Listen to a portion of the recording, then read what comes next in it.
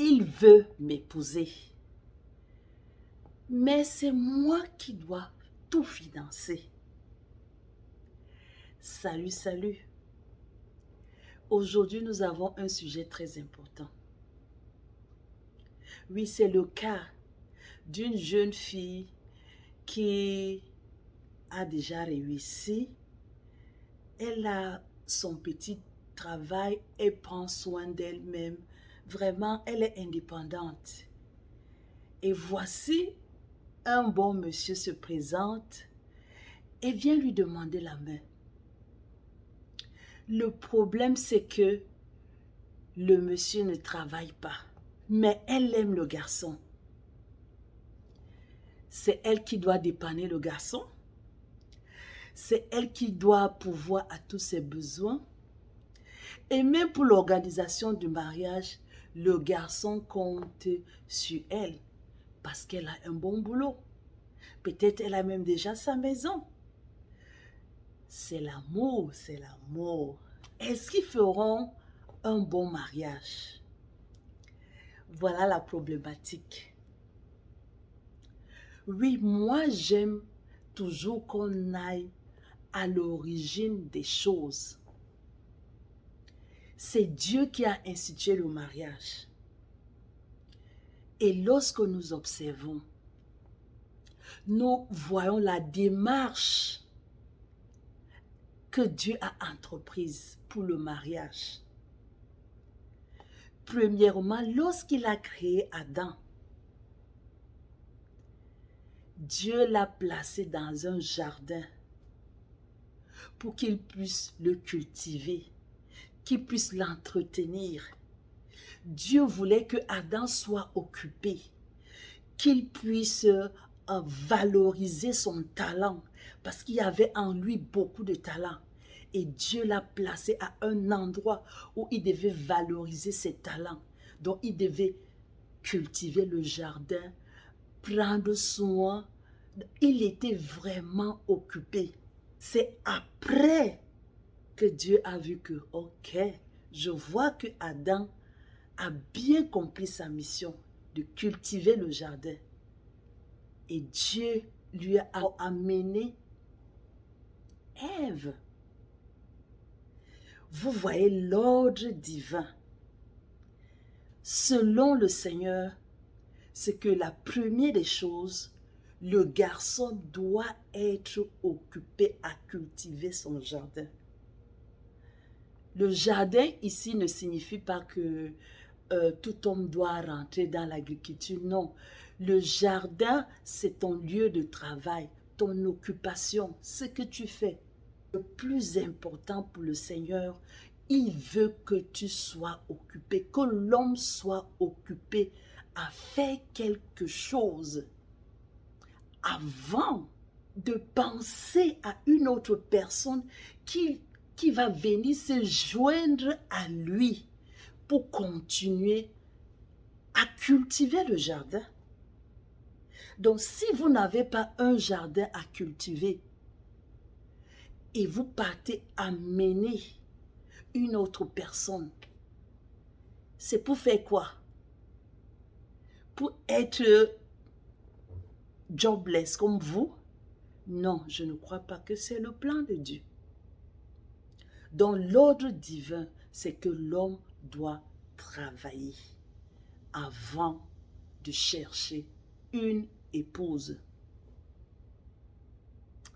Un autre point, lorsque nous essayons d'analyser cette situation, nous voyons que si le jeune garçon ne peut pas prendre soin de lui-même, peut-être il est encore chez ses parents. Ça veut dire que c'est maman qui prépare la nourriture, il mange, c'est papa qui rationne, il a sa chambre et il ne se gêne pas. Ou alors il n'a pas encore trouvé le boulot et il veut épouser une fille. Que va-t-il faire de cette fille si lui-même il est incapable de prendre soin de lui-même? Je crois que Un garçon qui veut épouser une fille doit d'abord être capable de prendre soin de lui-même à tous les niveaux. Ce n'est pas seulement sur le domaine financier, même sur le domaine spirituel, même sur le domaine social. Sois une personne responsable, capable de prendre soin de toi-même. Et alors, Dieu peut ajouter une autre personne parce que tu as déjà cette maturité. Un autre point qu'il ne faut pas négliger. La parole de Dieu dit que l'homme est le chef de la femme. Le chef, ce n'est pas seulement de bouche pour dire que je suis le chef, parce que c'est ça que plusieurs hommes passent le temps à faire. Oh, sache que je suis le chef dans cette maison. Ce n'est pas de lèvres, c'est avec les œuvres. La parole de Dieu dit que la foi sans les œuvres est morte. Ça veut dire qu'un homme qui ne peut pas produire des œuvres n'est pas un homme véritable, capable de se marier. Si vous prenez une femme qui est déjà autonome, qui fait tout, et maintenant c'est elle qui va venir vous sponsoriser, ne voyez-vous pas que votre autorité sera menacée? N'oubliez pas cela. Parce que nous sommes des êtres humains. C'est facile de critiquer. Oh, la fille là, elle est très orgueilleuse parce qu'elle a l'argent. Elle regarde d'abord le genre de frère. Elle minimise les gens. S'il vous plaît, mettez-vous à sa place. Vous aimez cette fille. C'est très bien, il n'y a pas de problème.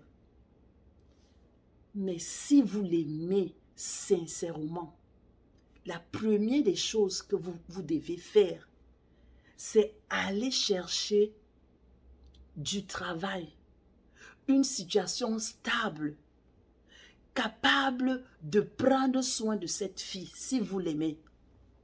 Parce que si vous l'aimez, vous n'aimerez pas qu'elle vienne chez vous, commencer à souffrir, à gémir, parce qu'il faut qu'elle prenne soin de vous, et qu'il faut qu'elle vous achète les habits, c'est elle qui va rationner, c'est elle.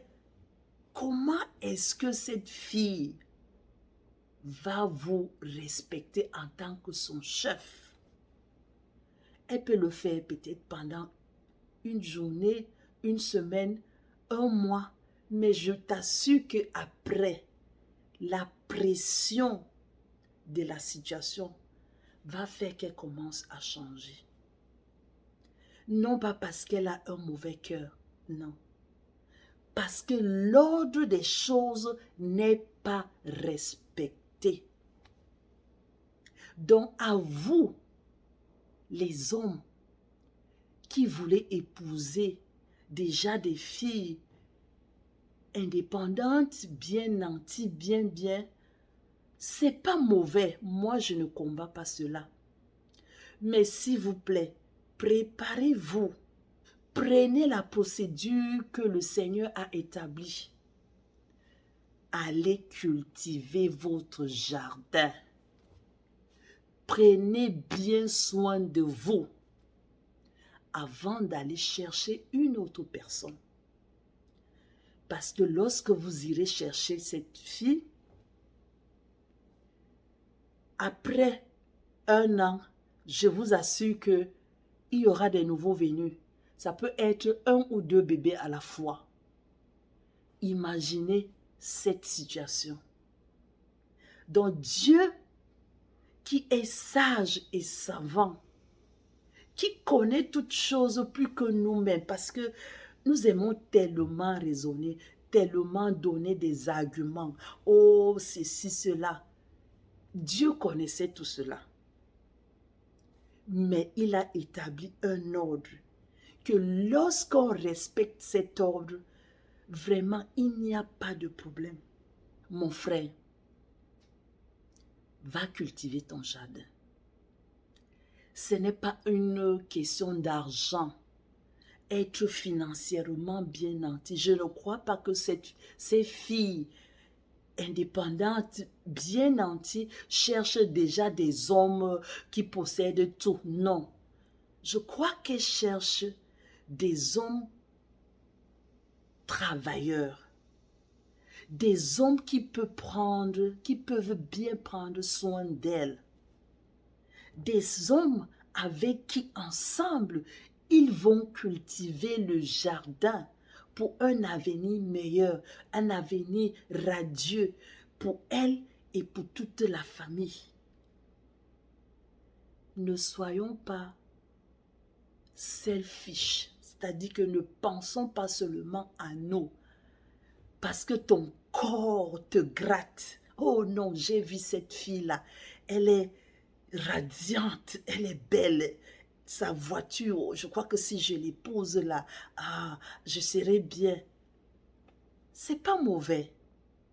Mais pense également à la contribution que tu dois apporter dans le mariage. Et c'est très important.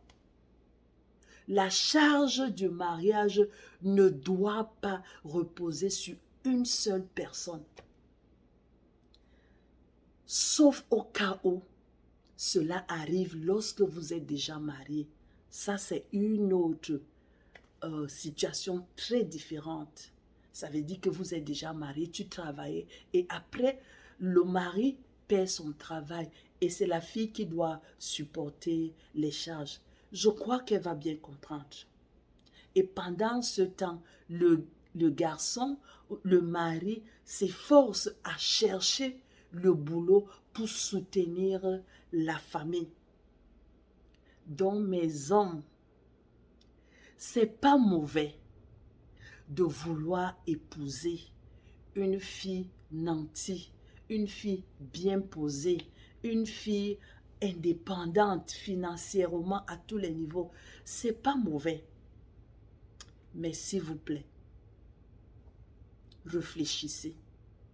Obéissez à l'ordre des choses selon ce que le Seigneur a établi. Premièrement, cultivez votre jardin. Et lorsque vous avez cultivé votre jardin, vous êtes en train de travailler, prendre soin de vous, alors vous pouvez aller chercher une autre personne qui viendra s'ajouter à vous. Et je vous assure que vous ferez un très bon ménage. Ne soyez pas complexés par des finances, non.